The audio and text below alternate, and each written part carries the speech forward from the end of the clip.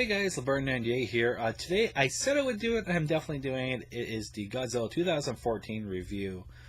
I saw it last night in IMAX 3D, and I actually planned to do it last night, but I thought it would be best to wait a night to kind of hold my excitement back and kind of have a more calm, take of what I thought. Basically let it sink into what I kind of saw in while watching it. So first of all, the plot. I mean, we already kind of know what it's about.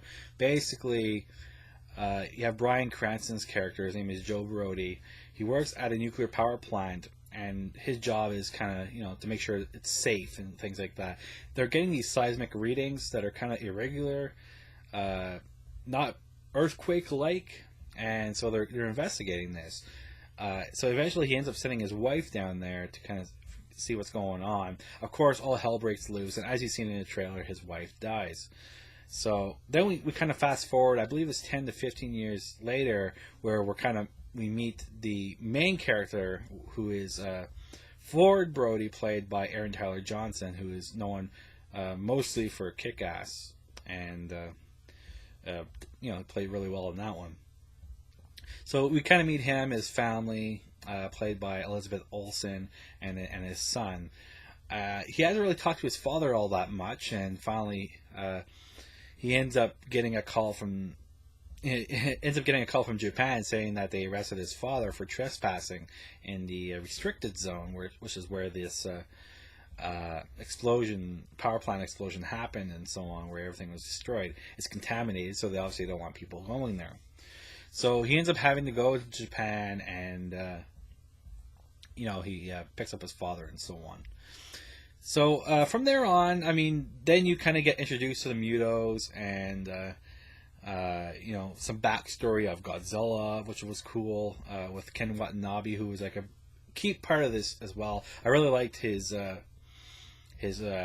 acting in this one. I thought it was really well done. He didn't overdo it. He didn't over dramatize his role like he could have, and probably what you would have seen in like another Godzilla film. And so you learn a bit about the Mutos, the backstory of Godzilla, and the whole film was basically about Ford Brody kind of trying to get to his family, because he knows that these Mutos as well as Godzilla are kind of they're moving towards this one area, which is San Francisco, and they're kind of well, let's face it, they're going to go there to fight or whatever. There's going to be a confrontation, of course. So, I mean, overall, as far as Godzilla is concerned, again, I try not to get too much away, so I can't really go into in detail of what I really liked about it. But as far as Godzilla is concerned, I really liked how they give him kind of like a personality. Not a hokey personality, which was what I was kind of afraid of, but he felt very animal-like, which was what I liked. But yet, he felt real. The way he breathed, and you could kind of see like the skin kind of flap a little bit.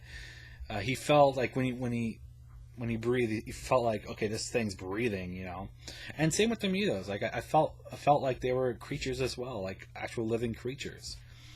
There was a scene, again, I won't give it away, but there was a scene where you actually kind of feel sorry for the Muto, which I thought was cool. Which, again, you don't expect that, right? You expect to go in there, Mutos are probably like the uber bad guys, the uber bad guys, and you expect Godzilla to kick their butt and cheer on. But I actually, in one scene, I actually felt pretty bad for the Muto. And by the way, we'll probably do a spoiler review as well. Because I got so much to say. But yeah, I mean, overall, I thought it was a decent film. It wasn't perfect. The biggest complaint I hear a lot of people talk about was Aaron Tyler Johnson's acting in this one. Not that he was bad at acting, just that he didn't have a lot of emotion, especially when all this big stuff is happening around him. You think with somebody would be like looking up and going, "Oh shit," But he didn't really emote that much. And to be honest with you, at first I agreed. But then I kind of remember I do know a few people who were in the military who, to do their job effectively, can't emote that much. They gotta kind of clear everything that's going around them and do their job. And so I think, while maybe as an audience, we would have preferred a character to kind of feel exactly the way we're feeling at that moment. I think he did a good enough job considering the role he was playing.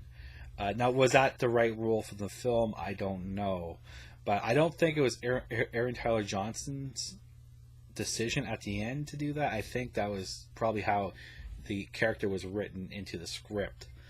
As far as the other characters, I mean, Bryan Cranston, what can you say about the guy? He's amazing. His whole like, I mean, he takes up a good part of the first bit of the movie, and I enjoyed his character throughout that. Now, I will say, without doing spoilers, he's not in the entire film, so that might be a drag to some people, but especially considering, again, the trailer, he's in pretty much the whole trailer. But, and I gotta be honest, the trailer itself didn't give too much away as far as, like, the whole last act. Like, there's very little, if at all, of what happens in the actual film, which I really like. I find a lot of trailers now, they give away the ending, they give away so much that by the time you see the movie, you're like, you already seen it. But, yeah, Bryan Cranston was great, and, you know, you have a lot of the other actors. Ken Watanabe was another one I really liked in that one. Overall, I thought Godzilla was a really well-made film. It looks beautiful. You have to see it in IMAX 3D. Although I will say, see it in IMAX, but unfortunately you have to see it in IMAX 3D because that's the only way available, at least in my area. The 3D itself, it wasn't eye-poppingly amazing. There's a few little sequences here and there. By no means was it distracting, which is what I like in a 3D film. I thought there was potential to have a few scenes where maybe the tail kind of would have whipped right in front, right in front of the camera, but it didn't. And yeah, other than that, I mean, I don't want to say too much. I will say this though, there's a few references to the original Godzilla films in it if you look hard enough, and I also think there's a few instances where they actually kind of how do I say it? They kind of knock the 98 Godzilla. And I don't know if you guys who have seen it have seen this. I will say that in my spoiler review. And you can tell me if you've seen it as well. So overall, I think I would give Godzilla, if I was rating it like out of a 5, I'd probably give it like a 4, 4.5. It's not perfect. There wasn't a ton of Godzilla, at least for the first hour or so. But to be fair, it is a 2-hour movie, and while there might not have been Godzilla, there was definitely Muto or amazing plot. So there was always something throughout, and both me and Tyson, we saw this together, both of us agreed that even though it was a 2-hour movie, and we didn't see Godzilla for like the first bit of it, like, we were engaged with the whole thing, and then when it was finally over, we were like, it's over already? Like, it was 2 hours, but it didn't seem like that. And to me, that makes it a good movie.